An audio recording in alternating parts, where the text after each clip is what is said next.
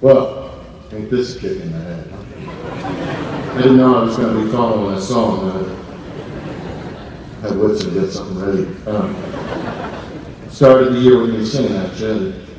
You're going to end it with me talking at you. So here we are at last, class of 2016. I'm not sure I want to thank you for this. I have a feeling that a great many of you just wanted to see if I could get through this without saying something controversial.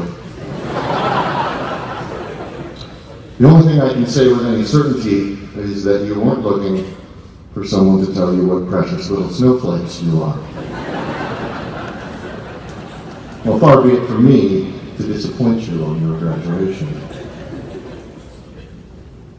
As soon-to-be graduates of a Catholic Jesuit school, you've all heard Jesus referred to as the Lamb of God. However, Revelations chapter 5, verse 5 gives us a different image of Jesus. Weep not, behold, the Lion of the tribe of Judah, the Root of David, hath prevailed. We see Christ as a lion as well. And it's generally agreed that this passage influenced C.S. Lewis to choose the lion Aslan as his allegorical representation of Christ. If we have asked you to be mindful of times when you should imitate the lamb, I would like today to remind you that you are meant to be lions by God, and that you must never become sheep. You see, when the Pharisees and their allies crucified Christ on Good Friday, they thought they'd killed a lamb. Like Aslan at the stone table, he'd gone to his death like a sheep before the shearers. And the worldly powers supposed that they'd simply slain another one of those rare and oddly troublesome sheep who needed slaughtering from time to time to keep the others in order. But on Easter Sunday, the world learned that it was not a lamb at all that had been hung on the cross. The Lion of Judah roared that day. And that roar has echoed through the ages and rings still across the Bellarmine campus, in the cabins on the encounter, on the trails of the pilgrimage, and beneath the cross on notches. Now, as you go forth from here, you must bear the echoes of that roar in your hearts, if you are to be leaders, if you are to be lions in the world. By now you're probably thinking, Maud and his metaphors. What does it mean to be a lion in the world? So I'm going to talk for a few minutes about what I believe a lion is and what I'm quite certain a lion is not. Fasten your seatbelts, kids. Here we go. And remember, don't try this at home. Lions are self-reliant. They ask for no special treatment or considerations. They know themselves well enough to leverage their strengths and compensate for their weaknesses. And while they welcome and appreciate the help of others, they neither expect nor desire that anything simply be given to them. They know and live by Thomas Paine's assertion that what we obtain too cheap, we value too lightly. Lions are generous. They give of their time and energy to help others. But they are careful and considerate, lest their generosity create dependence and turn others into sheep who cannot do for themselves. They remember, as Cameron C. Taylor has noted, that if you take from a person his responsibility to care for himself, you also take from him the opportunity to be free. Lions are leaders, not rulers. They are never satisfied in a community of sheep who simply follow the crowd blindly, snatching at the latest trend, adopting the latest style, and baaing noisily at anyone who dares to choose a different path. And lions do not allow the braying, thoughtless criticisms of the herd and its often hollow leaders to trouble them. For while they always show respect and consideration for others, lions do not lose sleep over the thoughts of sheep. Lions keep their word. They know that the inevitability of change is not a cause to break or abandon vows, oaths, and promises, but the very reason we made them in the first place. Lions know that what they say and write, the words they choose, matter, and that in each broken promise and every lie there is, as Marlowe knows in Conrad's Heart of Darkness, a taint of death, a flavor of mortality. Lions are courageous. They walk towards danger and into the fire of controversy and adversity in search of truth and real justice. They reject the idea of ideological safe spaces which seek to suppress speech in the name of protecting feelings. Lions remember what every school child used to learn on the playground, that sticks and stones may break our bones, but words can never hurt.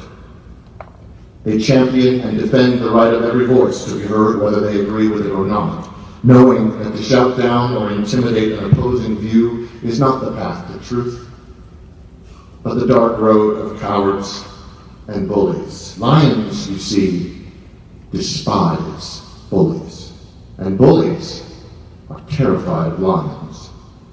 For lions are seekers and defenders of truth who will not be led by the nose and cannot be threatened into submission.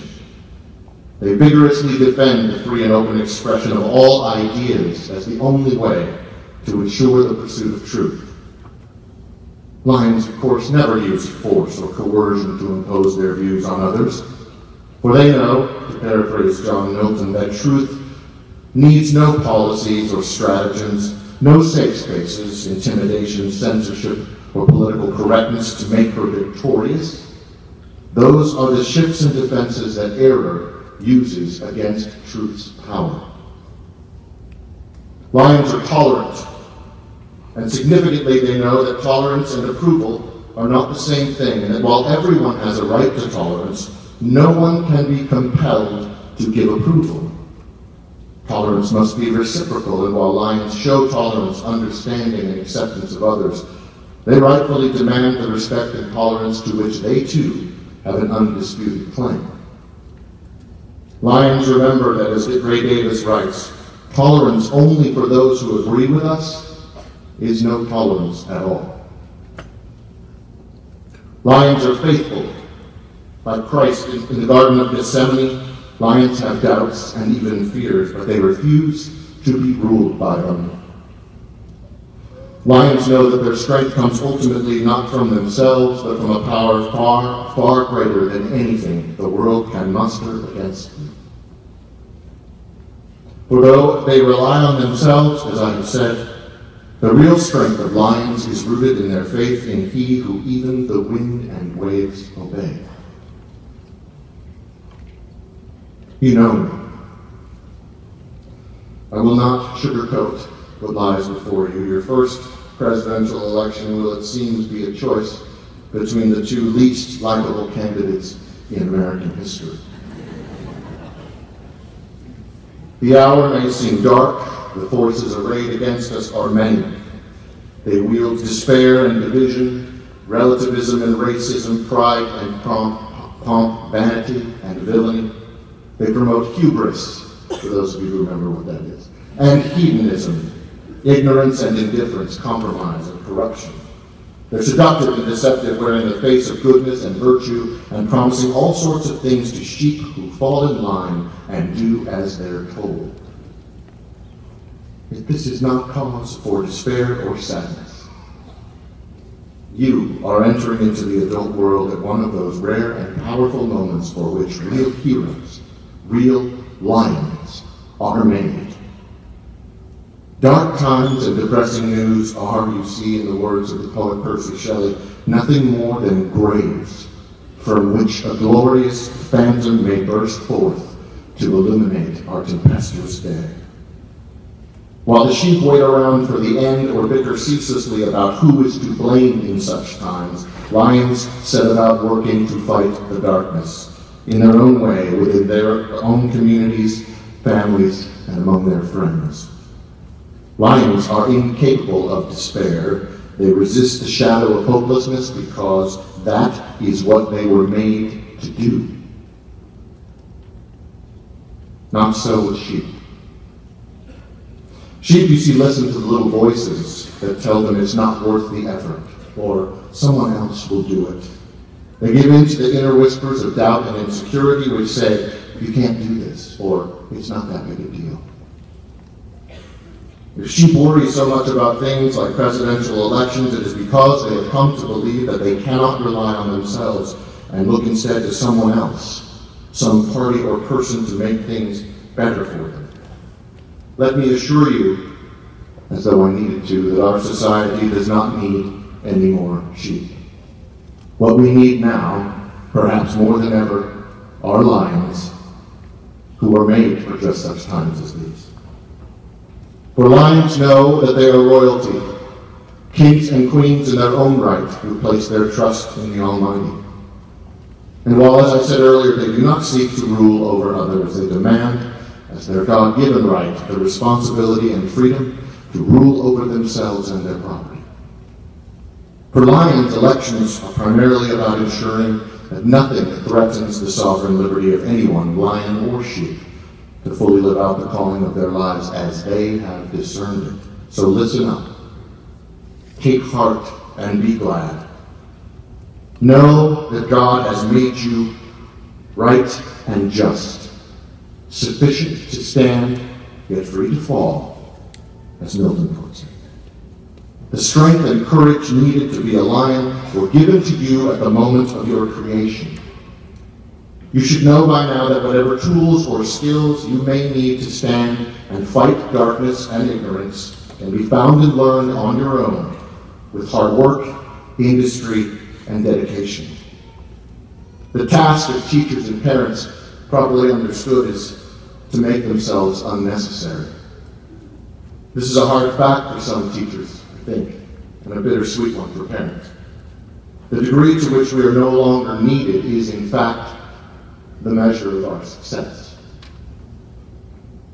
Sheep, like small children, always need someone telling them where to go, what to eat, when to sleep, how to think, speak, and act. You were not made to remain sheep. Your parents did not raise you to be dependent. Your teachers have not taught you so that you can simply join the flock.